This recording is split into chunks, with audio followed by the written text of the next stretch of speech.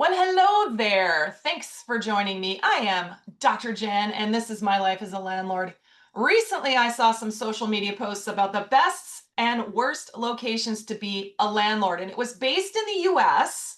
But on this podcast, I try super hard to include as many global aspects as possible, especially for my Canadian listeners, of course. So I started Googling best provinces for landlord, and guess what popped up? My guest today is Schantel Hochheimer, and she has written a article about best provinces for landlords based in Calgary. Schantel is with us today. Hi. Hi, thanks for having me. Oh, you're welcome. You are welcome. So, okay, we'll get into why you're into property management here in a second, but I just Googling this, your article was like the last thing that I was expecting to find. What made you write this article? Well, okay, so preference for those who are listening, I wrote this back in 2022. So um, I had started real estate investing on my own in 2018, and we were always taught, invest where returns are best, look at the numbers, all that kind of stuff. But being in property management since, forever, let's just say that, I also want to look at laws. So I want to see what can help me, what's going to hinder me, all that kind of stuff. So that's why I did a little bit of research. My research was very brief. It wasn't too in depth. But yeah, I did write that article. So Love yeah, it. Love it. excited. And for those of you listening, in the show notes, I've got a link to Chantal's article so you can read it for yourself. Yes, it is from 2022, but it brings up a bunch of really interesting points. So, well, let's just dive into the article. I was going to talk to you about some other stuff, which we can ask here in a bit, but you've got certain criteria that you use to qualify landlord friendly provinces. So walk us through your criteria. You've got a couple points there. Yeah, so a big thing, and so again, I'm in Calgary, Alberta, so pet restrictions was a thing. One of our criteria that we looked at for landlord-friendly provinces, what provinces are going to allow us to restrict pets, which ones aren't. Do we get to charge an extra fee for a pet rent because there is pet damage? It's just how the life of that. And the reality of pets is that before COVID, I think the stat was 80% of tenants have pets. So we're gonna get a pet at some point in time. We do encourage pets in our property, so I want to see what restrictions and stuff are for those different provinces when we go to invest ourselves.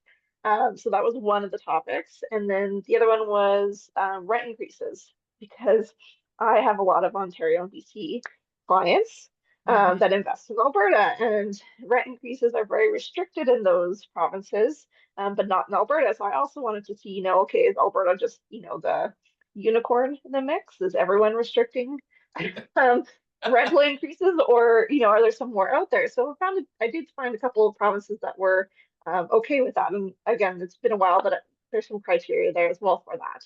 And then the third point I had was fair eviction process. So, how fast, if something goes wrong, can I get a tenant out? What am I looking at for costs involved? Again, timeline was a big thing. And then what kind of little sticking legal points were to that if, again, worst case scenario happens and you have to go and evict a tenant. So those are the three big points I did for landlord-friendly provinces. Very cool. Very cool. So let's talk about the pet one. Because I've been doing quite a bit of landlord specific recordings, doing a bit of a deep dive for each location, and I'm working my way through not only the Canadian provinces and territories, but I'm working my way through the US states, and now I'm getting into Australia as well. And there's a lot of places that don't say a word about pets at all. Like there's no anything about pet rent, there's nothing about a pet deposit.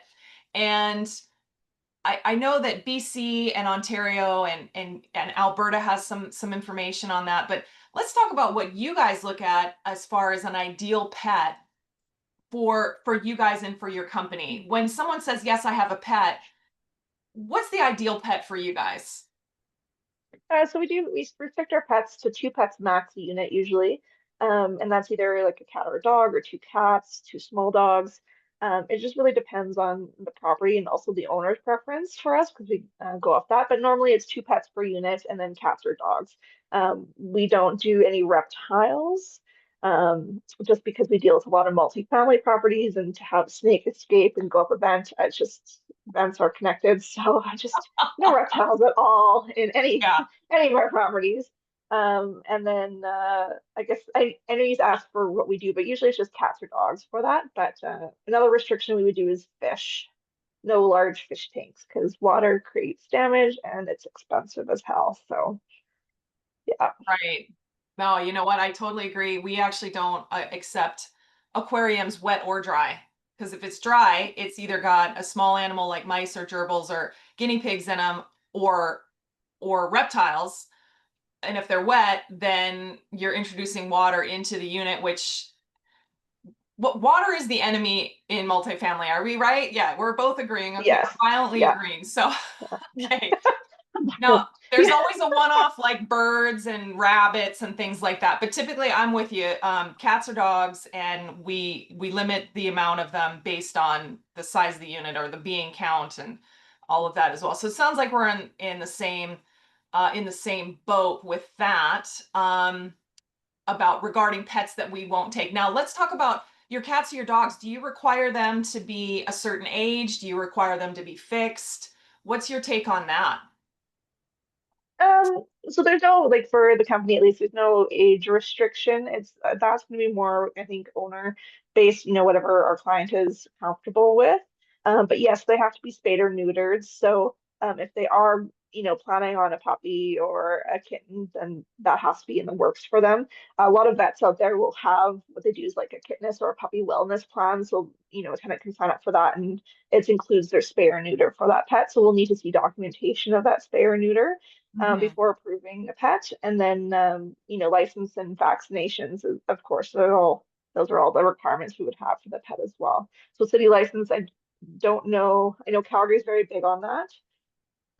Even for cats, is to have your cats registered. It's very minimal fee, but we do like to see that. And then vaccinations again, because now you're dealing with multi-tenants, multi-family, more than one pet, more than one unit. So you want them vaccinated. Right.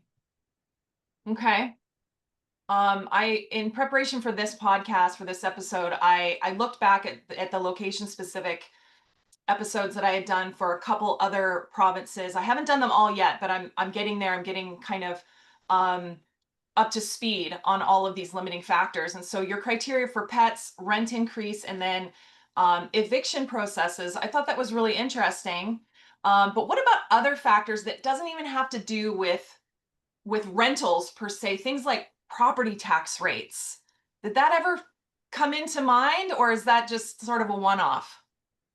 I mean, because we're again taught to investor returns are best, you're looking at numbers, right? But I don't Yeah. think I'm necessarily looking at which city or province has a different tax bracket rate to Okay. it. I know for buying purposes, Ontario with their land transfer tax is just outrageous. Alberta has none of that. So you buy the property, there's no land transfer tax. Yay! The most you're paying for is title insurance, and that's like $100 to $300 depending on what you do. But Yeah, yeah, as for property taxes, again, I don't think that's at least a criteria that I search for. But of course, they play a factor when you're running your cash flow numbers for sure. for sure. No, it's funny. I just looking back at your article, and I had looked at the stricter tenant protection provinces. So you've already mentioned two of them, Ontario and BC. And of course, I'm a BC landlord. I grew up as a landlord in BC, and so I'm used to the structure that BC has, that you're only allowed to increase rents once per year and only by the amount that is allowed, which is usually like this year it was 2.3% going into 2026, and you have to give 90 days notice. I mean, it's incredibly structured, and if you miss it, then it's null and void. Like you basically have to start over. But there's a third province in there that's got some pretty strict tenant protections in there too. And let's talk about that one. Let's talk about Quebec. Quebec has got some really wild stuff going on. How much experience do you have working with owners from Quebec or even Quebec rentals? Anything? Very limited. Mm-hmm. I know it's very, very tenant friendly in their laws. Yeah, Um, which I mean, there's got to be a fairness to it, at least I believe. So yeah, I have very limited knowledge on Quebec, but it's just, yeah, one of the ones you tend to stay away from for sure. One of the things that was really surprising to me for Quebec when I did the landlord specific location specific episode for Quebec was that Quebec has a moratorium on landlords renovating units and displacing tenants for 3 years right now. Oh, So, wow. yeah, so I was like, wow, that is like a showstopper, full stop. You can't do anything with your unit. Even if you wanted to renovate as a landlord, you cannot because they don't want you to displace the tenant. And I forget when it ends. I think it ends sometime in 2027. I think it started in 2024 for 3 years. So it's not just Ontario and BC, it is also Quebec. Yeah, crazy, right? It's really interesting how each Well, province does its own thing. that's worse than Ontario, right? Because Ontario, at least it's a year, but for notice and stuff for renovations. But yeah, 3 years and you can't do any renovations. That's insane. Right? That's well, and I kind of understand it a bit. Like I know people don't want to displace tenants because there's an if a tenant gets displaced, then they've got to go to another place that potentially is market rent. And then once the unit is renovated, they come back to a market rent. And let's face it, rents are getting so high that tenants are getting to the point where they cannot afford it. And so where are all these people going to live? And this is where the conversation turns to innovative housing, or they're pouring into places like where your article had listed landlord friendly provinces, Alberta, Saskatchewan, and New Brunswick. Let's talk about Mhm. Saskatchewan for a second. What's your take on Saskatchewan? It's in your list. Why is that? Because the pets rent increase fair. Like what about So, that so fit in there? now it's been a while, but Saskatchewan is very similar to Alberta. Hmm. Um, they, don't have rents. Well, you can adjust rents without caps, which is great. You can restrict pets, and then, there's a fair process to evolve. Again, my expertise more is Alberta and Ontario, but yeah, I know Saskatchewan's very similar to Alberta. Although you had a point, I think, about Saskatchewan's Yeah, um, their their residency board. association. Yeah. Well, so the association support, this was amazing because I've already done the location specific episode on Saskatchewan and the notice of rent increases. So I just mentioned in BC it's either 90 or 120 days. I think it's 90 days in BC. But in Saskatchewan, if you're going to rent increase your tenant, and you're not a member of their association, then you or their landlord association, then you have to give them 1 year's notice in advance, like one full year's notice in advance. But if the landlord is a member of the Saskatchewan Rental Housing Industry Association, basically an engaged member, let's think mentally they're engaged, you still have to give them 6 months notice. Like that's a long time to say, hey, I'm going to increase your rent, but that's the way it is. And so I don't know how much it costs to be a part of this association or what the requirements are, but that's 6 months still in the grand scheme of things is amazingly long. That's still a lot, but yeah, Well, it's go ahead. let's talk about that a little bit Yeah, because that to me seems odd. Um, I guess I don't know. Maybe I should do a deeper dive of their tenancy laws, but you would think that that sort of restriction would be in their laws, not being a member of a board essentially, but allow you privileges that the rest of the population or rest of the landlords couldn't do. So there must be something in their tenancy laws that allow that. But yeah, that's weird for sure. it is really strange. I've never seen that before, but encouraging landlords to be a part of an association of other landlords. I mean, let's face it, my husband and I are building an RV park north of Vancouver in BC right now, and all of those RV pads, this is for long-term tenants. This is going to be coming online in 2026, but there's no building bylaws, there's no zoning bylaws where we're doing this. And so this is a complete anomaly, like complete anomaly. In fact, I have people calling me going, how on earth are you guys doing this? But the first thing I thought of, because I don't have RV pads anywhere else, this is a newbie for me, Chantal. Yeah. I instantly went, where in BC is there an association of people who are doing what I want to do? Because that's instantly where I went was let's get into an association. So I'm actually drafting potential park rules and But yeah, I'm actually going to be looking into that next week about joining one of these associations. So I'm a big fan of associations, but the fact that there's like a monetary result of it is kind of weird to me. Like that's Yeah, weird. yeah. No, and I definitely, yeah, like the associations are definitely good for education and, helping um, self-managed landlords and all that stuff. And the me being the licensed part of that, that in Alberta, I Yeah, go directly to the laws. So right. that's the And different side that's of things. But and as you should, right? So, but let's talk about a couple other things. I know in Alberta, security deposits are not as restricted as where they are the rest of the country. Like in BC, I can only have a half month's rent security deposit and then an additional half month's rent pet damage deposit for a total of 1 month rent equivalent for security deposit. But you mentioned in Alberta that you could do like multiple months. Tell us about that.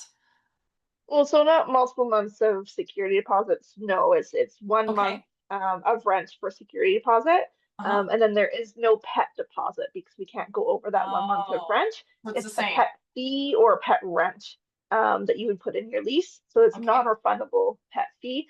But no, the multiple months of rent up front was for like tenants that had they were immigrating kind of thing and had no rental history, no credit here in Canada, or someone who again is first time tenant moving out, that sort of thing. So it was more on the like the adjustment of the applications that were kind of poor, but they're starting out sort of thing.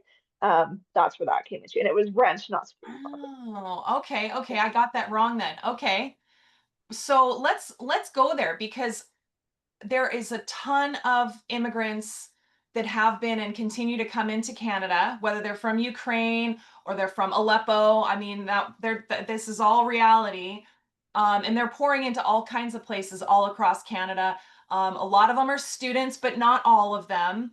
How do you approach people? Like what you just said, collecting multiple months of rent up front is one way to do it. But how do you even screen people that have no history in Canada or have never been a renter before in their life? Like, what do we do?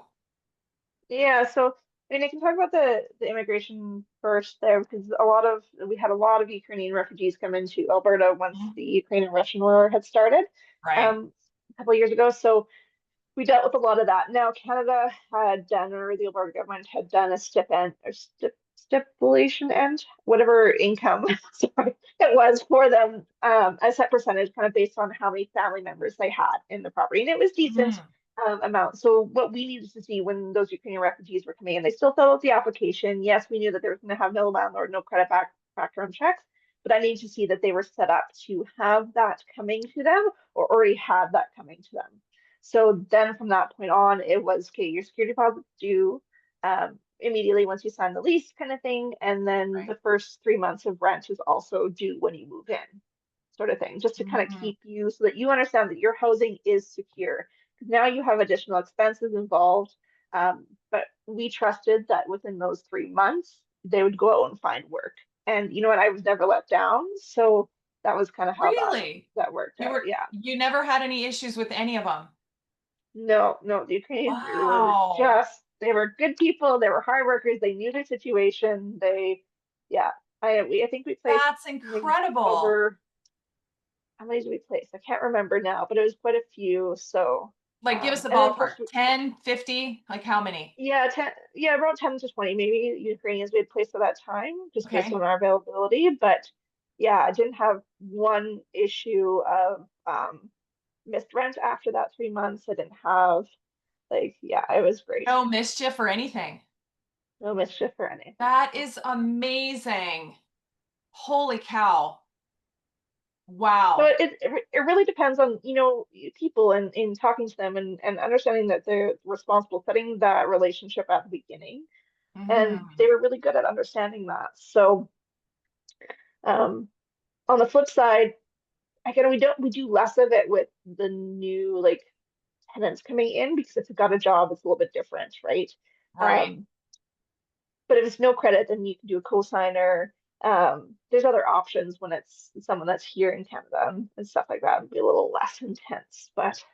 yeah, that's how That we is had processed that. fantastic. Good for you. Good for you, Chantal. That's way to go, honestly. I've met quite a few Ukrainian refugees in Canada for various reasons, ran into them at a park and, they were moving in over Paul River. Like we've had some people and they are amazing and very friendly, like always Yeah, saying sorry, like very almost Canadian like super yeah, happy. And maybe that shouldn't surprise me that you didn't have any issues with these Ukrainian refugees. But of course, Canada doesn't just accept the Ukrainians. There's all kinds of people that are ending up in Canada now, which yeah. good on. That's very good. Yeah. Well, let's sort of zoom out. Let's back up. I know we just talked about your article, and we can keep talking about your article, but let's talk about you as a property manager.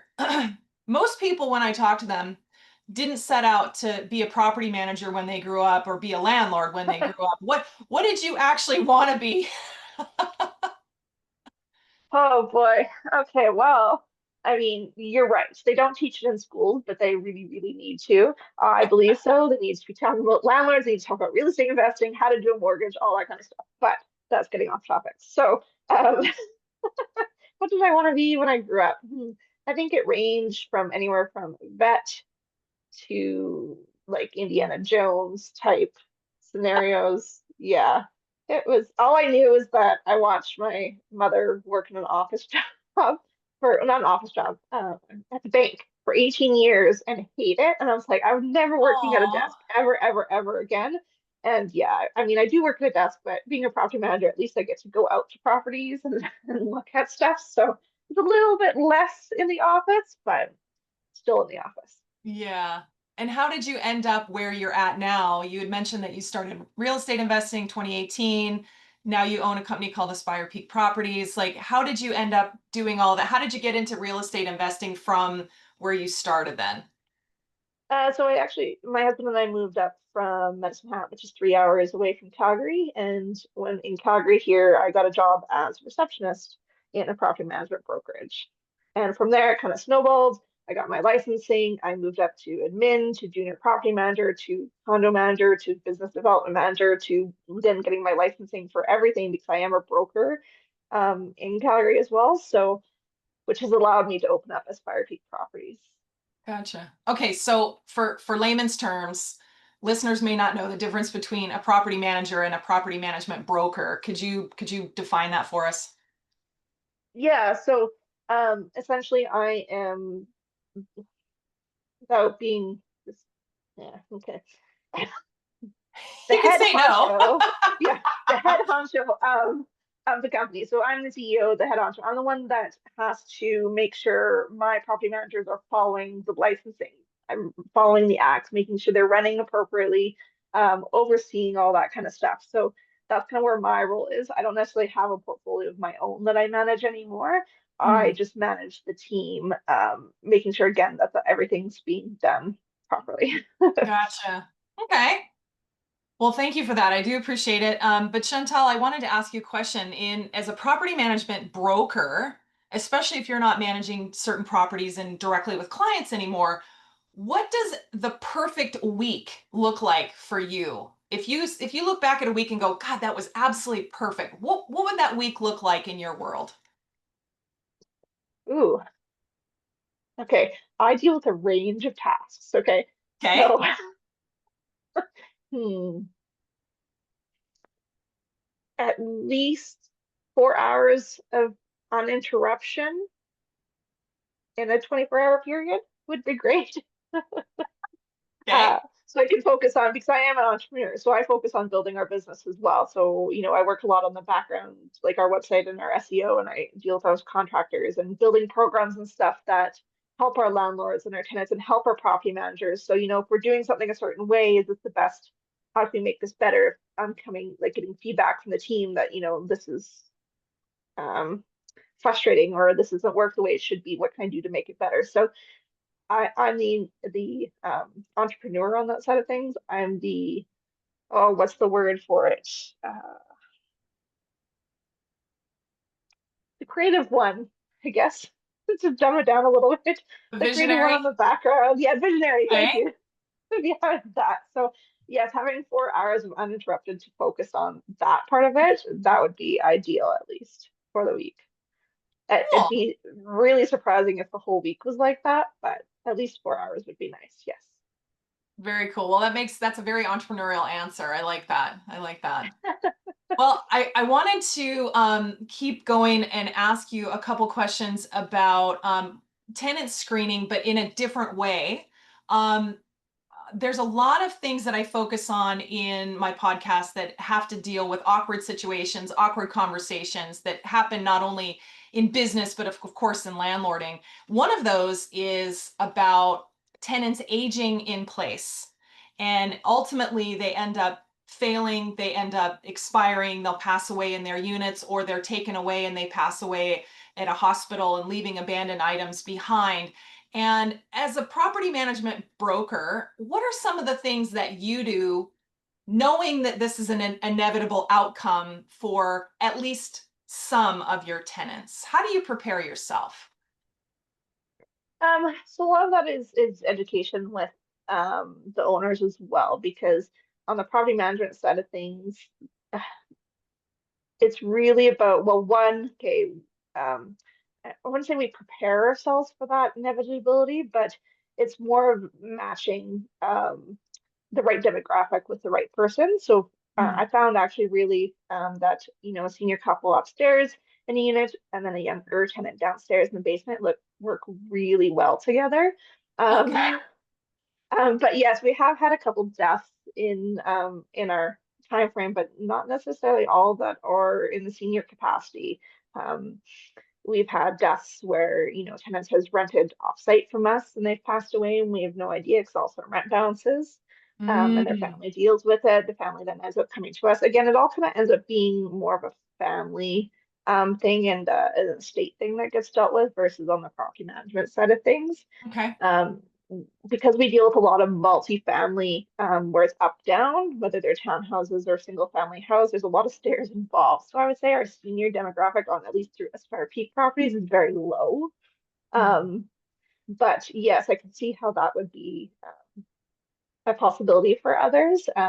Education for you as an owner on your insurance as well, Mm. because if they don't have family and no one finds the body for a while, well then, Mm. there's stuff to clean up, unfortunately. So landlord insurance is a big thing for investors. You need to have specifically landlord insurance and make sure that, that coverage is there because there are some that don't cover that and it can be quite Mm-hmm. expensive because now it's actually a restoration job, not just a normal, so that's a hard one, but I Yeah, it's hope awkward. that answered the It is question. Yeah. absolutely awkward, but unfortunately, one of the things that I'm finding best practices is at least having an emergency contact for not Hmm. just my older tenants, but for everybody, of saying if, your rent bounces or, nobody's seen you, your car hasn't moved, something is not right, and they haven't let us know that they're going on vacation or traveling or whatever, and it's just not right, then we have someone to call. But in some instances, I've been approached by other landlords and they're like, we don't know what to do. And I said, well, call the police. Like, I'm not sure what else to tell you. Call the police, let them in. I mean, then it Yeah. becomes a wellness check kind of thing. Like there's a safety concern, right? So, yeah, it's not a fun topic, but unfortunately, as more baby boomers and others are aging in place, and as we just mentioned, that a lot of people cannot afford to move. A lot of people Mhm. cannot afford to potentially either shift into an assisted living home, if unless there's some help from provinces or states. I mean, it can get really crazy, and there's a lot of people who don't want to move. They want to stay in their rentals, right? And so that inevitability is as well. And another bit of a curveball going, okay, what if that person has a dog? And Yeah. we've got to then make sure that the dog is taken care of. Now it's a wellness check on the dog, not just the person, it's also the dog. So anyway, we can go down that further, but I wanted to get your take on how you, sort of work with it. But I like your idea of the older couple above, younger couple below, and there's this natural dynamic that evolves with that. That's actually Yes. Yes. cool. I like Yeah. that. Yeah. That's fun. That's actually really fun. Okay, let's see. What else can I ask you about? Oh, here's another good one. You're a real estate investor, not just a property management broker. What's your take Yes. on real estate being passive? You think real estate is passive investment? No. As you laugh. Okay, why not? No. No. Okay. The only time it's truly passive, I would say, if you're on the private lending side of things, you're not involved in the day-to-day. But as a joint venture, if you're joint venturing with someone else, even though your joint venture financial partner is coming into play and they're being passive, as you say, it's not because your working partner has to come to you for decisions. There's stuff involved in that. So you still are involved in the day-to-day. Financials are going out. Like if you're doing it properly, at least that there's a lot involved. So not just for the working partner, but for the financial partner as well. So even when you're diagnosing sounded terminal there, um, running your numbers, like, and trying to, come up with funds and doing your due diligence and all that kind of stuff. That's a lot of work on both parties, not just your working partner. So, and the multifamily side of things, talk about seniors, there's a multifamily property I've been eyeing in Calgary, but it's full of seniors. There's an elevator involved, and I Mm, just don't know if I want to touch it because I don't want to be that person that brings market rents up to that, right? And I also don't want to be dealing with elevators ever because they are costly, costly, costly, costly. interesting. Everybody's got their deal breakers, hey? Yours is Yeah, elevators. elevators. Oh Yeah, you my. lived through the floods in 2013 and the amount of elevator repairs and replacements that were done because of the waters, it was It was no, bad. it was bad. Oh goodness. Well, I've never had experience with an elevator, and we're proposing potentially building some rental units. And so we would be dealing with elevators through the BC Safety Authority. And I agree with you. I'm kind of cautiously looking at this going, do we really want to do this? Like this? Yeah, interesting. Okay. Elevators is your deal breaker. I get it. I absolutely get it. Um, what kind of things are you reading, consuming, watching right now, Chantal? How do you get your knowledge? What are you working on? Um, Honestly, I have a toddler under two, and my reading time is very limited nowadays, but I do read when I get the chance. Okay. So, and I read a bit of everything. But recently, I think the most recent thing I had read was actually learning more about the stock market and stuff like that from a woman who's done it herself. So that was good. Yeah, good reading there. Fantastic. Wonderful. Okay. Let's see. You had mentioned as a property management broker that you've got it's your job to manage everybody and that they're adhering to all the laws and all the rules and everything. But even 10 minutes after we finish recording this, Chantal, the rules could change again. How do you keep up with all these changes in all these different locations? As you That is laugh. mostly true. Again, okay, Alberta is licensed. They are actually working on updating our Residential Tenancy Act as we speak, but this is a Mhm. 5-year process. It doesn't necessarily change every, couple days or couple months kind of thing. Rental market pricing does change really fast, but Sure. as for the tenancy laws, no. Um, but I do deal with, or I am involved in a lot of real estate investing groups in Calgary and Edmonton. And then a lot of those groups expand out into Ontario. So that's why Alberta and Ontario are a big factor because that's just the circles, I guess, that I'm in and the communication that we have and comparisons. Because I did speak out in Ontario about Alberta and the differences there. So it was staying informed out there is always good because we have a lot of investors coming this way. So yes, Interesting. The migration of money is heading to Alberta. yes. Interesting. I'll leave that there. I know there's lots of discussions going on, but yes, we'll discuss that. Chantal, if a listener is interested in getting a hold of you, how can they contact you? Yeah, so I mean, our website is aspirepeakproperties.com. Um, you can send us there's a little fill-up form if you're looking for rentals. My email, I've got a QR code for those who are watching that you can see it there. It's got all my contact details there. And then phone number, I guess, for the office is 587-997-1257. Fantastic. For those of you watching on YouTube at My Life as a Landlord, Chantal's got a QR code. Just it says scan me. It's pretty freaking cool actually that you've got it right there. They just put Thank it you. right on their TV or their phone, whatever, and they can phone you right there, which is cool. So, Chantal, thanks for being with us today. Any parting thoughts? Thanks for having me. This really great show. Definitely, yeah. Research those provinces. Don't just look at the numbers. If you're investing, well, I guess in the states too, look at the states because I know there's some definitely different laws happening down there. So depending on where you're investing, so do your due diligence. Talk to property managers. Ask them, what do you think? What's happening in your market right now? Very Yeah. cool. Perfect. Thanks for being with us.